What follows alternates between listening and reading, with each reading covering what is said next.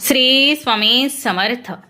उद्या बुधवार 12 ऑगस्ट दीप गट्टी अमावस्येला कितीही कोणी मागू द्या, या 3 वस्तू अजिबात देऊ नका.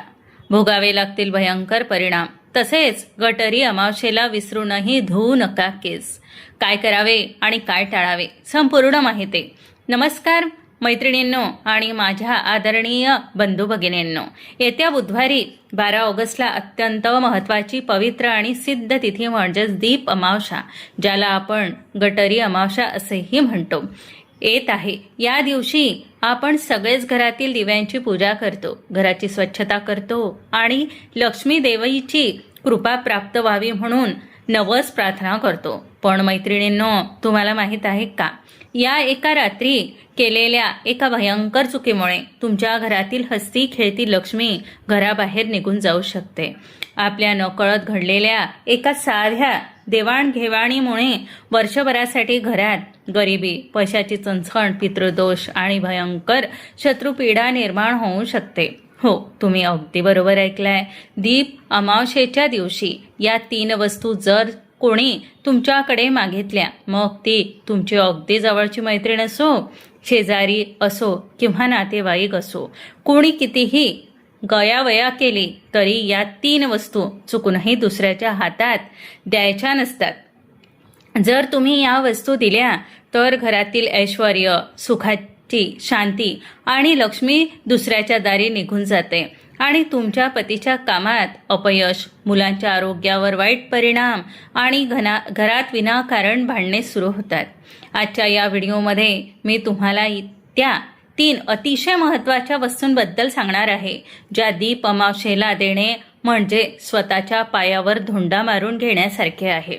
त्यासोबतच व्हिडिओच्या उत्तरार्धात मी तुम्हाला 3 असे अचूक आणि गुप्त शास्त्रोक्त उपाय सांगणार आहे, जे या रात्री केल्यास तुमच्या घरातील सर्व दारिद्र्य ऊर्जा पळून जाईल आणि वर्षभर घरात पैशाची मुबलकता राहील. पुढे जाण्यापूर्वी जर तुम्ही आपल्या चॅनलवर नवीन असाल तर आत्ताच व्हिडिओला लाईक करा, तुमच्या जवळच्या लोकांसोबत शेअर करा आणि चॅनलला सबस्क्राईब नक्की करा. आणि हो, कमेंट बॉक्समध्ये श्री स्वामी समर्थ, ओम नमः शिवाय आणि ओम नमो भगवते वासुदेवाय लिहायला अजिबात विसरू नका. तुमच्या एका कमेंटमुळे तुमच्या आयुष्यात सकारात्मक ऊर्जा निर्माण होईल. चला तर मग वेळ न घालवता जाणून घेऊया त्या 3 वस्तू कोणत्या आहे आणि ते 3 चमत्कारिक उपाय कोणते. मैत्रिणींनो, आषाढ महिन्याची ही शेवटची अमावस्या अत्यंत रहस्यमय आणि शक्तिशाली मानली जाते. या रात्री आषाढातील काळोख संपून श्रावणातील पवित्र प्रकाशाची सुरुवात होत असते. या दिवशी ब्रह्मांडातील ऊर्जेचा प्रभाव प्रचंड तीव्र असतो. आपल्या शास्त्रामध्ये सांगितलेलं आहे की दान करणे हा धर्म आहे, पण भलत्याच दिवशी स्वतःचे सुखाचे साधन दुसऱ्याला देणे हा अधर्म ठरतो. अमावस्येचा दिवस हा ऊर्जा हस्तांतरणाचा म्हणजेच एनर्जी ट्रान्सफरचा दिवस असतो. या दिवशी आपण आपल्या घरातील सकारात्मकता जपली पाहिजे. पण अनेकदा काय होते, आपल्या दारी कोणी काही मागायला आले किंवा शेजारच्या ताईंनी एखादी गोष्ट मागितली तर आपण संकोचापोटी किंवा चांगुलपणा दाखवण्यासाठी ती वस्तू देऊन टाकतो. पण मैत्रिणींनो, गृहिणी ही घराची गृहलक्ष्मी असते. तिच्या हातात घराची तिजोरी आणि कुटुंबाचे भाग्य असते. जर गृहिणीने या तिथीला आपल्या घरातील मुख्य ऊर्जेशी संबंधित वस्तू दुसऱ्याला दिली तर त्या वस्तू सोबत आपल्या घरातील पुण्य, समृद्धी आणि भाग्य सुद्धा दुसऱ्याकडे निघून जाते. या चुकीमुळे कुटुंबावर काय भयंकर परिणाम होतात सांगते, ऐका. पतीवर संकटे, नवऱ्याच्या नोकरी व्यवसायात अचानक अडथळे येतात, पैशाचे नुकसान होते, मुलांना त्रास, लहान मुलांचे अभ्यासात लक्ष लागत नाही, ती चिडचिड करतात किंवा वारंवार आजारी पडतात. तिसरं म्हणजे शत्रुपीडा आणि पितृदोष. तुमच्या घरातील चांगल्या ऊर्जेचा ऱ्यास झाल्यामुळे गुप्त शत्रू प्रबळ होतात आणि पितर असंतोष व्यक्त करतात. आता तुमच्या मनात नक्कीच शंका निर्माण झाली असेल की ताई, अशा कोणत्या 3 वस्तू आहे ज्या या दिवशी कोणी कितीही विनवणी केली तरी अजिबात द्यायच्या नाही सांगते. चला, पहिली वस्तू कोणती ते अगदी सविस्तर आणि कारणासहित समजून घेऊया. पहिली वस्तू आहे मीठ आणि दही. मैत्रिणींनो, पहिली वस्तू आहे मीठ आणि दही. तुम्हाला वाटेल, ताई शेजाऱ्यांनी जरासे मीठ किंवा विरझणासाठी दही मागितले तर त्यात काय वावगे. पण लक्षात ठेवा आणि लक्ष देऊन ऐका. शास्त्रोक्त उल्लेख व कारण आपल्या लिंगपुराण आणि आचार सिंधू या ग्रंथामध्ये सांगितले आहे की मीठ हे थेट शुक्र ग्रह आणि लक्ष्मी देवीशी संबंधित आहे, तर दही हे चंद्राच्या सात्विक ऊर्जेशी प्रतीक आहे. अमावस्येच्या दिवशी चंद्राचे बळ आधीच कमी असते. या दिवशी जर तुम्ही तुमच्या घरातील मीठ किंवा दही संध्याकाळच्या वेळी किंवा रात्री दुसऱ्याला दिले तर तुम्ही तुमच्या घरातील शुक्र आणि चंद्र दुबळा करता. याचा दुष्परिणाम काय होतो ऐका. या दिवशी मीठ दुसऱ्याला दिल्यास तुमच्या घरातील वास्तुदोष वाढतात आणि लक्ष्मी रागून निघून जाते.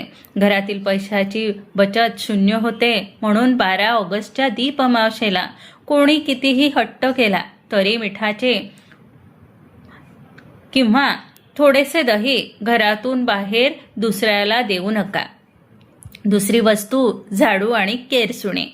आता वळूया दुसऱ्या अतिमहत्वाच्या वस्तूकडे, जी प्रत्येक गृहिणीच्या अत्यंत जवळची असते. झाडू म्हणजेच केरसुणी.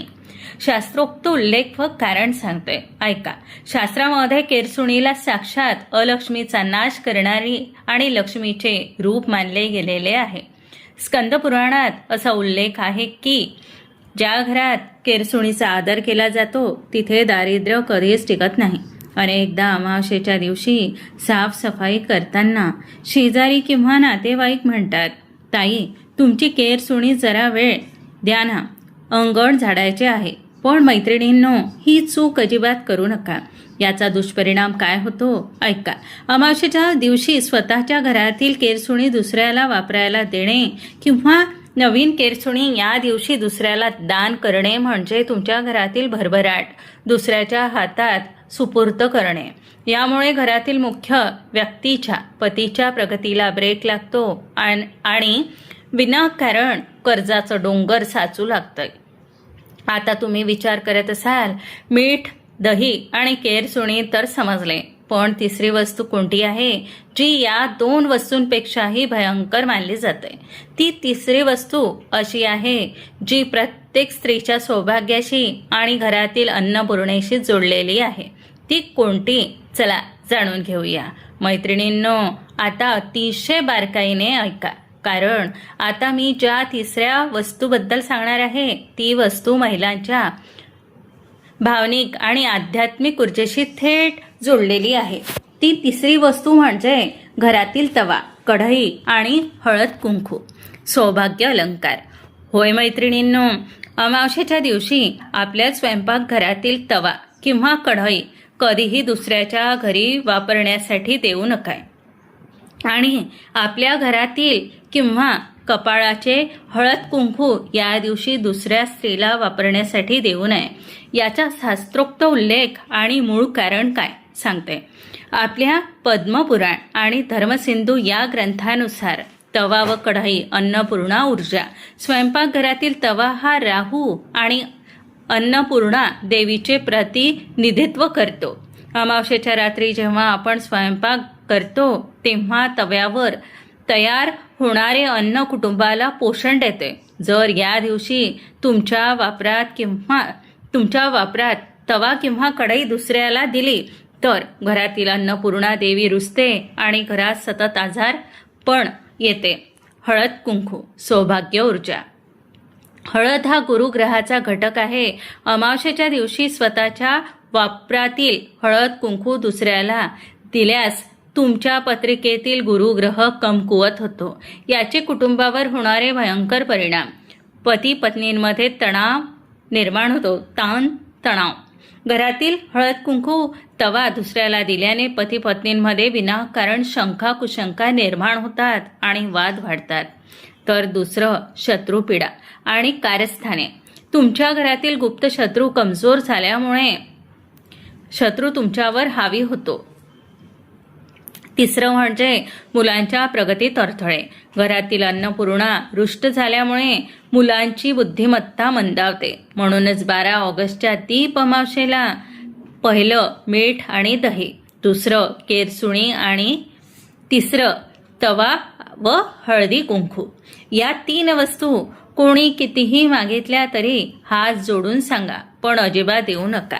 आता तुमच्या मनात प्रश्न आला असेल, ताई जर न कळत पूर्वी आमच्याकडून ही चूक झाली असेल किंवा या दीप अमावस्येला घरातील सर्व नकारात्मकता घालवून प्रगती करायची असेल तर आम्ही कोणते उपाय करावेत ते पण सांगते, ऐका. आता मी तुम्हाला 3 असे अचूक आणि विशिष्ट उपाय सांगणार आहे, जे या दीप अमावस्येला तुम्ही केले तर वर्षभर तुमच्या घरात पैशाची आणि आनंदाची कमतरता राहणार नाही. दीप अमावस्येचे 3 अतिविशेष आणि अचूक उपाय. हे 3 अत्यंत सोपे आहेत उपाय, पण त्याचा प्रचंड प्रभाव आहे. हे उपाय घरातील गृहिणीने संध्याकाळी प्रदोष काळात करायचे आहे. पहिला उपाय कणकेच्या दिव्याचा आणि काळा तीळ उपाय, पितृदोष व शत्रुपीडा मुक्तीसाठी. कसे करावे सांगते, ऐका. थोडीशी कणिक मळून त्याचे 2 दिवे तयार करा. त्यात मोहरीचे तेल टाका. या दिव्यांमध्ये थोडेसे काळे तीळ आणि एक लवंग टाका. हा दिवा घराच्या मुख्य प्रवेशद्वाराच्या दोन्ही बाजूला ठेवा. याचा फायदा, यामुळे घरातील सर्व पितृदोष आणि शत्रुपीडा नष्ट होते आणि बाहेरची वाईट नजर घरात प्रवेश करत नाही. दुसरा उपाय तुपाचा दिवा आणि कापूर वेलायची होम, लक्ष्मी आकर्षण उपाय. कसे करावे? घरातील पूजेच्या ठिकाणी किंवा पाटावर स्वच्छ रांगोळी काढून त्यावर शुद्ध तुपाचा दिवा लावा. कृती: 1 लहान पितळी पात्रात किंवा धूप दाणीत 2 कापुराच्या वड्या आणि 2 हिरव्या वेलायची जाळा. याचा धूर संपूर्ण घरात दाखवा. फायदा: विलायची आणि कापुराच्या सुगंधाने अलक्ष्मी पळून जाते आणि साक्षात लक्ष्मी देवाच्या घरात वास करते. तिसरं म्हणजे लक्ष्मी देवीच तुमच्या घरात वास करते. आता तिसरा उपाय, दिव्यांची विशेष पूजा आणि गुप्त प्रार्थना मुलांच्या व पतीच्या रक्षणासाठी. कसे करावे? संध्याकाळी घरातील सर्व जुने नवीन दिवे, पितळी किंवा पणत्या एकत्र करून ते स्वच्छ घासून घ्या. पाटावर तांदळाची रास घालून त्यावर दिवा ठेवा. दिव्यांना हळद, कुंकू आणि अक्षदा वाहा. त्यानंतर हात जोडून ही प्रार्थना करा. हे दीपदेवता, माझ्या पतीचे, मुलांचे आणि कुटुंबाचे सर्व संकटांपासून रक्षण कर. आमच्या घरातील दारिद्र्य दूर कर. मैत्रिणींनो, हे 3 सोपे उपाय या दीप अमावस्येला नक्की करून पहा. तुमच्या घरात एक वेगळीच सकारात्मक ऊर्जा आणि शांती तुम्हाला जाणवेल. येत्या गटारी म्हणजेच दीप अमावस्येला आपण सगळे घरातील दिव्यांची पूजा करतो आणि श्रावणाचे स्वागत करतो. पण तुम्हाला माहीत आहे का, या दिवशी महिलांकडून न कळत घडणारी एक छोटीशी चूक म्हणजे या दिवशी डोक्यावरून पाणी घेणे किंवा केस धुणे घरातील समृद्धी आणि पतीच्या प्रगतीला भयंकर नुकसान पोहोचवू शकते. आजच्या या संक्षिप्त व्हिडिओमध्ये आपण फक्त 2 महत्त्वाच्या गोष्टी समजून घेणार आहोत. त्या म्हणजे अमावस्येला केस का धुवू नये, या दिवशी काय करावे आणि काय करू नये. पुढे जाण्यापूर्वी व्हिडिओला लाईक करा, शेअर करा आणि चॅनलला सबस्क्राईब नक्की करा. तसंच कमेंट बॉक्समध्ये श्री स्वामी समर्थ, ओम नमः शिवाय आणि ओम नमो भगवते वासुदेवाय लिहायला अजिबात विसरू नका. अमावस्येला केस का धुवू नयेत?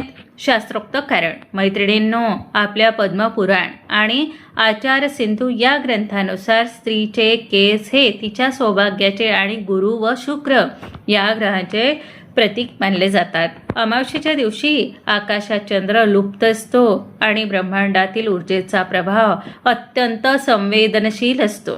या दिवशी स्त्रियांनी डोक्यावरून पाणी घेतल्यास किंवा केस धुतल्यास ग्रहाची हानी, पत्रिकेतील गुरु ग्रह कमजोर होतो. त्याचा थेट वाईट परिणाम पतीच्या आयुष्यावर, आरोग्यावर आणि नोकरी व्यवसायावर होतो. ऊर्जेचा ऱ्यास, शरीरातील सात्विक ऊर्जा बाहेर पडते आणि घरात विनाकारण चिडचिड, आळस आणि मानसिक ताण वाढतो.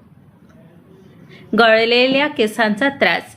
केस धुतल्यानंतर गळणारे केस जर या दिवशी उघड्यावर फेकले गेले तर नकारात्मक शक्ती त्यांच्याकडे पटकन आकर्षित होतात. विशेष टिप, जर काही कारणास्तव केस धुणे खूपच गरजेचे असेल तर ते अमावस्या तिथी सुरू होण्यापूर्वी किंवा सकाळी सूर्योदयाच्या वेळीच धुवून घ्यावे. संध्याकाळी किंवा रात्री अजिबात धुऊ नये. या दिवशी काय करावे आणि काय करू नये? काय करावे? पहिलं, केस आणि नखे कापू नका. काय करू नये तर केस आणि नखे कापू नका. या दिवशी पुरुषांनी दाढी, केस कापणे आणि महिलांनी नखे कापणे पूर्णपणे वर्ज्य आहे. दुसरं, केस मोकळे सोडू नका. संध्याकाळच्या वेळी प्रदोष काळात महिलांनी केस मोकळे सोडून घराबाहेर पडू नये. तिसरं, गळलेले केस उघड्यावर फेकू नका. विंचरलेले केस कचऱ्यात उघडे न टाकता एका कागदात गुंडाळून सुरक्षित ठेवावेत.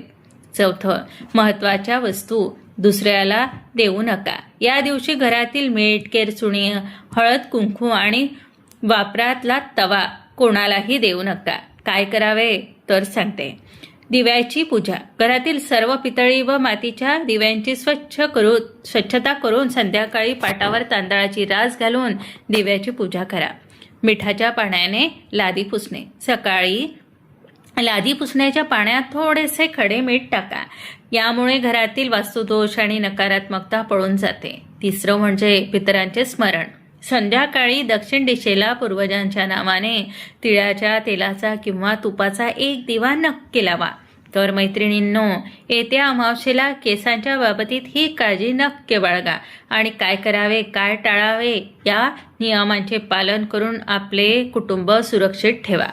माहिती आवडली असल्यास व्हिडिओला लाईक करा, तुमच्या मैत्रिणींसोबत शेअर करा आणि सबस्क्राईब करायला विसरू नका.